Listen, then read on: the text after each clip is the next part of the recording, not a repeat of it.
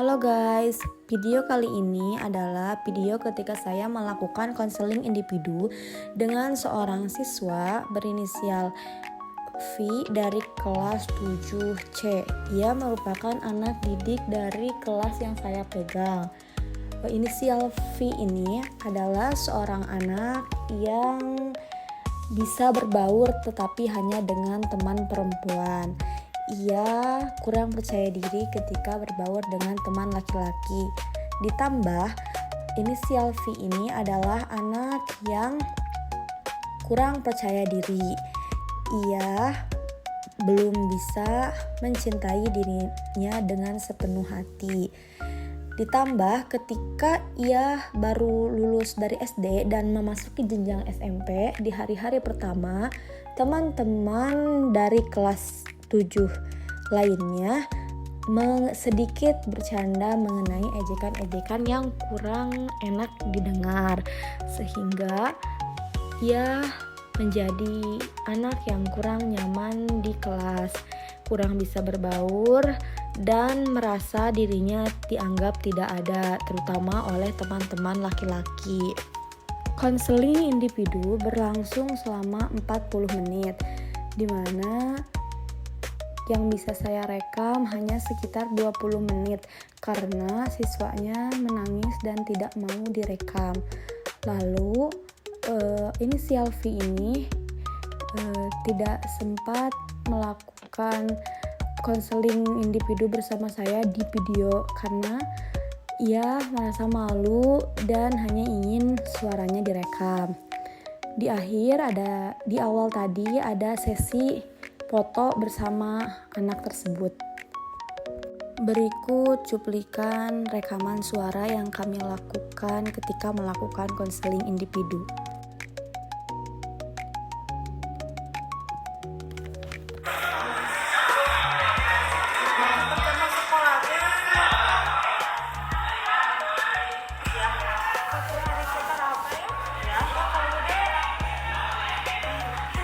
Waktu pertama kali masuk masih kayak biasa-biasa aja ya. Pas udah kesini dibilangin oh sama siapa? Sama orang cowok. Oh, cowok di kelas 7C. Kalau udah kenal sama dia hanya bikin kayak gini, astagfirullah.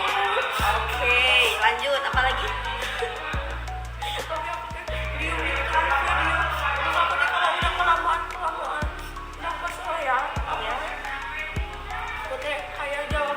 Apa sih dah, aku bukan hantu atau aku tuh jawab kayak gitu. Iya. Ustaz udah jawab gitu deh. Dia udah nggak bilang aku kayak gitu. Jadi pertama kali kamu dari jenjang SD masuk ke SMP, pertama kali kamu masuk kelas, rata-rata teman di laki-laki terutama ya bilang kamu itu seperti itu. Kalau sekarang ada nggak sih rasa sakit hatinya masih ada? Masih kadang-kadang kamu kayak gitu terus, tapi aku diamin merasa kalau dia ngomong kayak bukan ke aku. Oke. Terus ada lagi nggak yang sakitnya, ceritain aja ke teteh biar keluar. Selain dibilang penampakan, dibilang apa lagi? Ada nggak yang lain? Sesuatu yang bikin kamu tersinggung, hati kamu sakit kayak gitu? Yang bilang astagfirullah sama pas aku duduk di belakang, kan aku kayak ngobrol terus nih. Selain ucapan, kan kalau tadi dia bilangnya ucapan ya, hal yang dilontarkan oleh mulut. Ini mah melalui gerak-gerik seperti kayak gimana gitu, atau matanya, atau tangannya gitu. Apa ya, pas ngambil baju, waktu istirahat, terus aku itu kan lewat mau masuk ke kelas, terus ada cowok di situ kedua, kita berdua, terus cowok itu kayak iyo cek terus aku kayak apa sih gitu. Temen kelas itu, iya. Emang nggak tahu siapa namanya? Kan disebutnya kayak itu penampakan gitu. Enggak, bukan. Nah, cowoknya tahu kamu siapa nama cowoknya? Oke, tapi padahal kamu punya nama, tapi mereka bilangnya kayak gitu. Terus aku tuh balas juga, aku juga kesel. Aku tuh ngomong kayak gini, apa sih kamu aku tuh di sini ada itu yang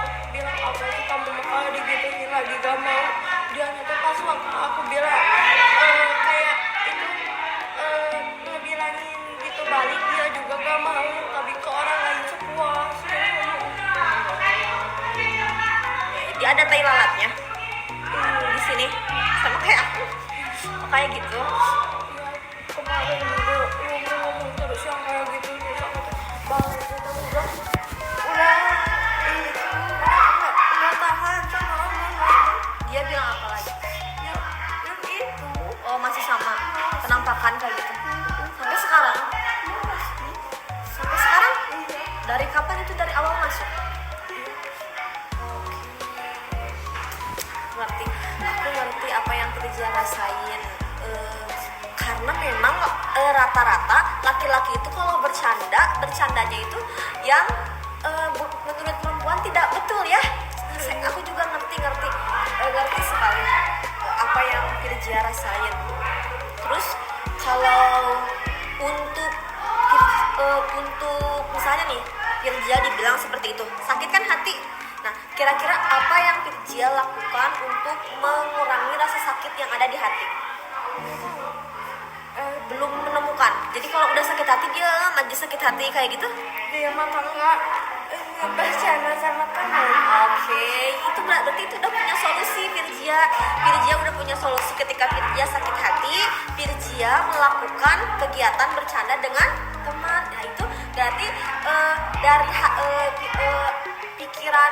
Jadi sakit hati itu punya kayak insting ke otak kalau kita harus melakukan sesuatu supaya sakit hati ini tidak terus-menerus ada di hati. Berarti itu Firja udah melakukan salah satu langkah yang hebat di hidup Firja. Nah lanjut, kalau misalnya sakit hatinya pernah gak kayak sakit hati? Udah bercanda tapi ingat lagi suka kayak gitu gak? Jadi sakit hati lagi suka kayak gitu gak? Suka tapi kalau ya udah sih ya, tapi kadang-kadang nggak dipikirin udah biarin. Oke. Biarin. Jadi ketika Firja sakit hati, udah gitu Firja melakukan kegiatan, tiba-tiba ingat lagi, Firja suka ngebiarin perasaan itu, nanti juga hilang sendiri gitu atau gimana? Iya. Oke. Kalau misalnya aku boleh tanya nggak? Kan Firja sakit hati nih ya, karena dibilang sama temennya hal tersebut ya, dibilang hal tersebut. Firja merasa diri Firja seperti itu tidak? Tidak kan? Tidak ya? Iya, memang Tete juga melihatnya, aku juga melihatnya nggak seperti itu. Kita tidak bisa mengontrol mulut orang lain, tapi kita bisa mengontrol hati kita. Iya, kayak yang tadi Firja lakuin. Firja sakit hati sama orang. It's okay, Firja sakit hati sama orang. Terus Firja mengontrol hati Firja untuk melakukan kegiatan lain supaya hatinya tidak terasa sakit lagi. Nah, itu tuh salah satu hal yang sangat-sangat baik untuk dilakukan. Firja udah mengontrol hati kita karena kita nggak bisa mengontrol mulut orang lain, tapi kita bisa mengontrol diri kita. Paham? Betul. Nah, lanjut. Firja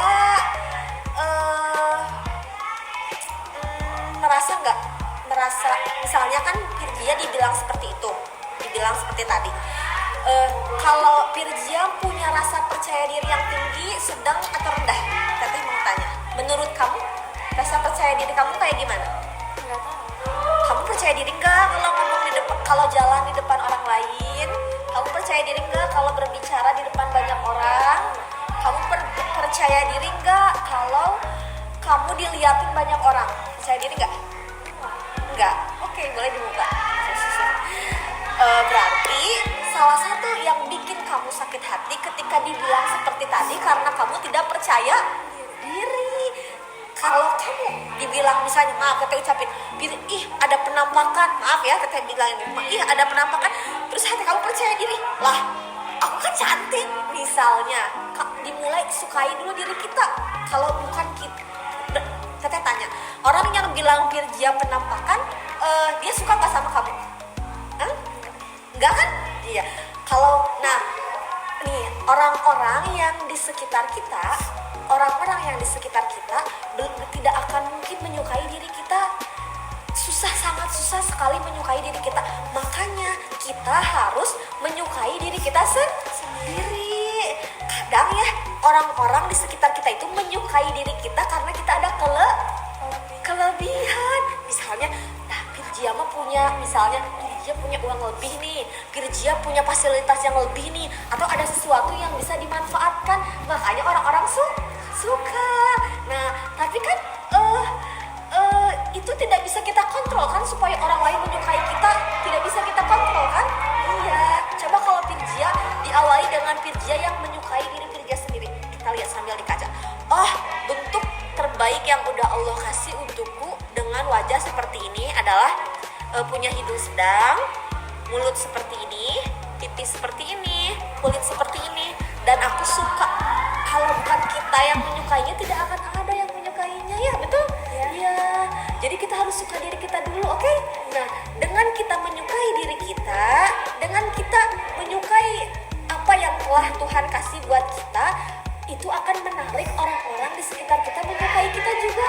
Tapi jangankan aku mau suka diri aku supaya orang lain suka sama aku. Enggak.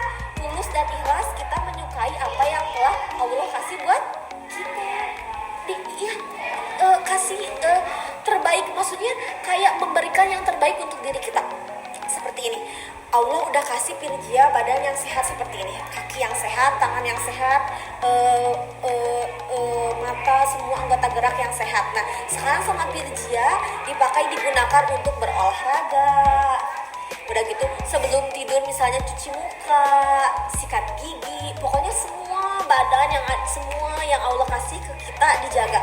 Nah, dengan cara seperti itu, rasa percaya diri kita juga akan tumbuh sedikit-sedikit. Nih, misalnya Pirjia sebelum tidur Pirjia nggak merawat diri, nggak sikat gigi, nggak cuci muka. Kira-kira bangun pagi-pagi lebih fresh atau nggak fresh? Enggak. Coba kalau misalnya sebelum tidur nggak sikat gigi, aroma mulutnya kurang segar. Terus wajah tuh jadi berat karena bekas-bekas debu-debu masih ada di wajah kan? Tidak maksudnya jadi akan lebih berantakan gitu ya kalau kita nggak rapih dulu kan? Iya, betul. Nah, kita tidak bisa mengontrol mulut orang lain, tapi kita bisa mengontrol diri kita sendiri. Ingat ya itu kata Teteh ya. Kita bisa mengontrol diri kita sendiri. Nah, dengan cara apa nih Teh? Dengan cara kita bersikap percaya diri. Gimana sih Teh percaya diri itu? Nah, bisa dimulai dengan mencintai diri kita, menyukai diri kita. Kalau bukan diri kita, emang ada yang mau menyukai kita? Iya, paling orang tua kita kan yang bisa menerima kita apa adanya. Meskipun anaknya bentuknya seperti apa, pasti dibilang ganteng sangat, wah pokoknya ini meraja gitu kan ya, itu orang tua kan ya. Tapi kan kita berhadapan dengan dunia pertemanan yang bukan saudara, orang lain kan, orang asing kan. Iya, makanya kalau kita tidak bisa mengontrol mereka, mari kita kontrol diri kita sendiri. Betul. Nah, Teteh lihat Pirjia memang belum terlalu percaya diri. Kalau Pirjia merasa kayak gimana? Enggak kok, sebenarnya aku percaya diri kok Teh gitu. Kayak gitu enggak? Atau gimana? Diri Pirjia merasa percaya diri enggak? Enggak. Oke, kalau boleh tahu dari 100% berapa Pirjia merasa percaya diri? Dari 100% berapa Pirjia merasa percaya diri? 20%? Oke, Teteh juga udah nebak 20%. 20% Pirjia percaya diri, berarti itu udah masuk di tahap kalau di depan orang yang Pirjia dekat, Pirjia percaya diri. Kalau misalnya, oh aku aman nih sama orang ini, misalnya orang tua atau teman yang akan, jadi aku bisa jadi diri sendiri, aku bisa berbicara panjang lebar, kayak gitu gak? Kalau di depan teman-teman yang akrab dan di depan saudara-saudara, sepupu mungkin bisa jadi diri sendiri, bisa banyak berbicara, ngobrol kayak gitu. Iya. Kalau di depan orang yang membuat kita nyaman ya. Iya. Nah, berarti untuk menumbuhkan 80%-nya ini lagi, Pirjia harus lebih menyukai diri. Nah, di akhir sesi konseling saya memberitahu bahwa rasa percaya diri itu sangat penting untuk beliau. Dan saya akan melaksanakan sesi konseling kedua, di mana 1 minggu dari sekarang saya ingin melihat bagaimana perkembangan dari anak tersebut. Dia juga menyetujui akan bertemu dengan saya di Kamis yang akan datang. Sekian sesi konseling pertama. Wassalamualaikum warahmatullahi wabarakatuh.